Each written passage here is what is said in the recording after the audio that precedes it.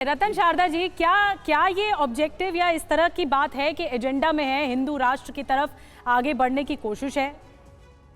इस तरह के अगर बयान दिए जा रहे हैं, क्योंकि देखिए अब बयान आया है तो फिर उस पर राजनीति भी होगी, अल्पसंख्यक नाम को लेकर भी राजनीति होगी, जो होती भी आई है दशकों से। तो अब आप क्या सोचते हैं? देखिए, पहली बात तो कि हिंदू राष्ट्र है, इसको बनाना नहीं है। हिंदू राष्ट्र इसलिए है कि 80% हिंदू हैं, उनके स्वभाव के कारण सेकुलरिज्म जिंदा है, उनके स्वभाव के कारण यहाँ पर इंटॉलरेंस नहीं है। वरना अपने आसपास के देशों में जहाँ जहाँ हिंदू खत्म हुआ, वहाँ पर कहाँ गई डेमोक्रेसी, कहाँ गया सेकुलरिज्म, कहाँ गया प्रजातंत्र? इसका उत्तर लोगों को ढूंढना पड़ेगा। मैं फिर मूल मुद्दे पे आता हूँ जहाँ से मैंने शुरुआत की थी। अभी एक भाई साहब ने कहा कि बड़ा फ्लेक्सिबल हमारा कॉन्स्टिट्यूशन, 102 बार कॉन्स्टिट्यूशन में बदलाव आया, 102 110 बार, उसमें से 80 से अधिक बार कांग्रेस से परिवर्तन किए। तो अगर कांग्रेस परिवर्तन करे तो फ्लेक्सिबिलिटी है, अगर बीजेपी को कॉन्स्टिट्यूशन के अंदर परिवर्तन की बात करे तो कॉन्स्टिट्यूशन की हत्या है। आपने 1976 में कॉन्स्टिट्यूशन के पहले पेज को आपने बदल दिया, वो फ्लेक्सिबिलिटी था। आपने कॉन्स्टिट्यूशन के संस्थापकों के ऊपर विश्वास नहीं किया कि उन्होंने सेक्युलर शब्द क्यों नहीं डाला, कि ये आपका कॉन्स्टिट्यूशन के प्रति आपका उनके प्रति श्रद्धा थी। दूसरी बात, जैसे मैंने कहा, सवाल माइनॉरिटी के नाम पे मेजॉरिटी के पुराना डिस्क्रिमिनेशन का है। अगर राइट टू एजुकेशन में माइनॉरिटी हिस्सा नहीं लेती तो क्या ये रिवर्स डिस्क्रिमिनेशन नहीं है? अगर बाकी सारे धर्मपंथ के लोग अपने अपने शिक्षण संस्थानों में अपने अपने धर्मपंथ की शिक्षा दे सकते हैं, हिंदू नहीं दे सकता, क्या ये डिस्क्रिमिनेशन नहीं है? और अगर हिंदू कम्युनल वायलेंस बिल बनाया गया था, नहीं तो क्या रतन शारदा जी संघ इस बात के समर्थन, हिंदुओं के आइडेंटिटी के ऊपर अटैक नहीं था? रतन शारदा जी, क्या संघ इस बात का समर्थन करता है आपकी नजर में कि संविधान में बदलाव होना चाहिए? क्योंकि बार बार आप सेकुलर वर्ड का जिक्र कर रहे हैं, पंथ निरपेक्ष जो हमारे संविधान की अवधारणा लिखी गई है, इमरजेंसी में जो चेंज किया गया, क्या उससे बदला चाहना चाहिए, आप ये कह रहे हैं? अब्बास जी, मैं बार बार ये कह रहा हूँ क्योंकि आप लोग उसको सेक्युलर को ऐसे सेक्रोसेंट शब्द बता रहे हैं, इसलिए बार बार इसकी बात कर रहा हूँ। मैं इसलिए नहीं कर रहा हूँ, उससे फर्क पड़ता है। मैं ये कह रहा हूँ कि जो संविधान के अंदर आर्टिकल 25 से 28 बने, जिसके अंतर्गत हिंदुओं को रिवर्स डिस्क्रिमिनेशन सहना पड़ता है, उसकी मैं प्रश्न कर रहा हूँ। क्योंकि हमने ऐसे मान लिया कि माइनॉरिटी को हक देने तो मेजॉरिटी को हटा देने हैं, इसका मुझे प्रश्न है। नहीं तो ये सेकुलर शब्द हटना चाहिए क्या? क्योंकि मैं ये सवाल इसलिए पूछ रहा हूं कि हाल ही में बीजेपी के एक सांसद ने ये बात कही थी, भारतीय जनता पार्टी ने उस बयान से किनारा किया, उनको निजी बयान बताया गया उनका, और बाकायदा शो कॉज नोटिस उन्हें दिया गया। यानी पार्टी के तौर पर बीजेपी तो ऐसे विचारों का समर्थन नहीं करती। देखिए, बीजेपी या कोई भी अन्य पार्टी आरएसएस के 1950 के पुनर्जन्म के बाद में जब बैन हटा है, उसके बाद से लेकर उनके मतलब की पार्टी कभी सत्ता में नहीं थी। आरएसएस ने अपना एक नैरेटिव सेट किया, आरएसएस ने उस पर काम किया, लगातार हिंदुत्व की शक्ति बढ़ी। राम मंदिर का जो प्रश्न उठा था 1984 में, तब संघ को बहुत गालियां पड़ी, आज सारा देश उसकी वाहवाही कर रहा है। तो प्रजातंत्र के अपने विचार रखने का सभी को हक है, हमने अपना विचार रखा, बीजेपी माने ये तो हम नहीं कह रहे।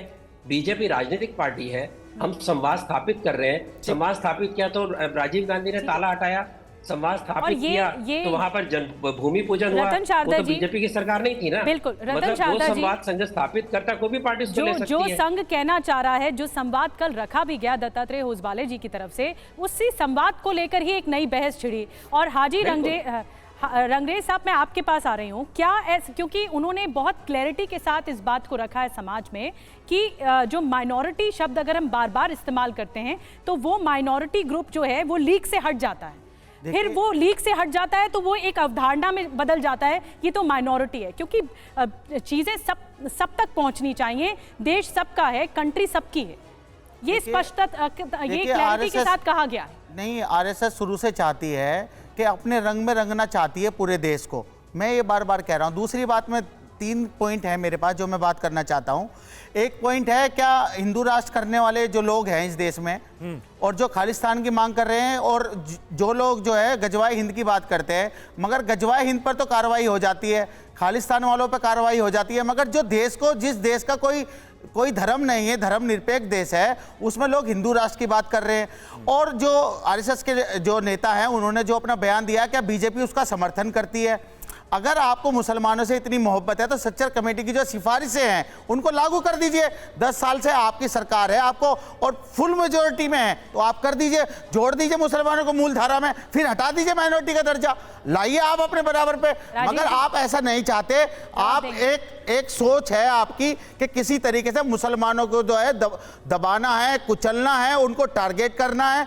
ये 3 सवाल है मेरे, और मैं जेटली साहब यहाँ बैठे बता के जाना जेटली साहब के ये इस बयान का भाजपा समर्थन करती है नहीं करती? बता दीजिए स्पष्ट रूप से, बीजेपी समर्थन करती है नहीं करती? मैंने सबसे पहले शुरुआत में ही एक बात बोली थी कि जो संसाधनों का बंटवारा होता है उस बंटवारे के बावजूद 3700 करोड़ रुपए अतिरिक्त मुसलमानों को, क्योंकि आपने मुसलमान शब्द यूज कर दिया, स्कॉलरशिप कम कर दी आपने स्कॉलरशिप कम कर दी मुसलमानों की। एक माइनॉरिटी का एक मिनिस्टर होया करता था, आपने वो भी तक हटा दिया। देश की आजादी से लेकर अभी तक एक पहली कैबिनेट ऐसी है जिसमें एक मुसलमान। अरे भाई सुन तो लीजिए, आपने एक सवाल पूछा है, जवाब दे रहे हैं वो, सुनिए जी। मैंने बताया 3700 करोड़, अगर इनको लगता है कि 50,000 करोड़ चाहिए और 50,000 करोड़ ले लीजिए, लेकिन मुख्य मुद्दा क्या है और मुख्य समस्या क्या है, इस बारे में चर्चा क्यों नहीं करते हैं? अरे सर, मैंने आपसे सवाल पूछा है, आप समर्थन करते हैं उनके बयान का या नहीं? बस ये सीधा जवाब दीजिए ना। आप घुमा फिरा क्यों रहे हैं बात को? पिछड़ेपन की कहिए हम मुसलमानों को बाहर निकालेंगे, कहिए ना आप, एक बार कहिए ना।